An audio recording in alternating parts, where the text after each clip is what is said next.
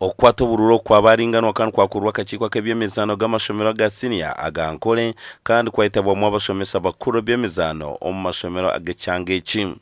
Oburuuru bwakwatwa bwabo bw'aboojo n'abaishiki kandi omu baishiki shemagaruza baine ekikopo eki bagenda omu group A kandi omwe bainemu kiizooba kino na high school n'agandi bone konsera bakiramuza akamalirizo baza omu group B na Kasana Bishop Ogezi bubangize n'agandi omboojo Wedeni ba champion ba Mbarara bazo mu group H binemu Arnul binemu Kitabe seminary abatebekanisa banganwa hamwe n'agandi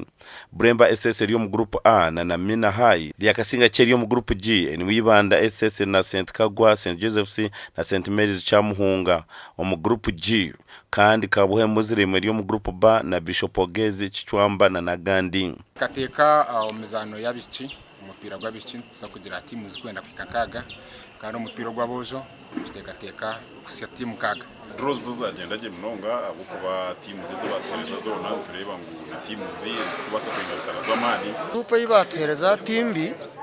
kandi nabici bitubetekatekire konka no bebaro batokonka ngira turiyo tukuza talents zabo buri timu ne yamani kwa kana one nyuma ezi timu zini nyingi emipira neza kubera nyingi akwa timu zinkaga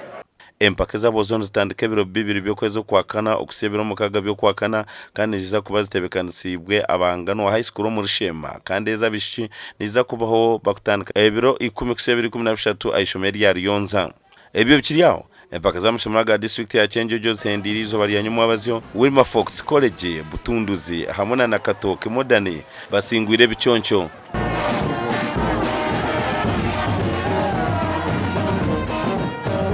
Wilma Fox esingire cya Rusozi Secondary School agore marusha kusinga ezakamarizo z'umupira gw'aboojo kandi ezabishiki Katoke Modern esingire Katoke SS agoro ibire arusha kutwara ekikopo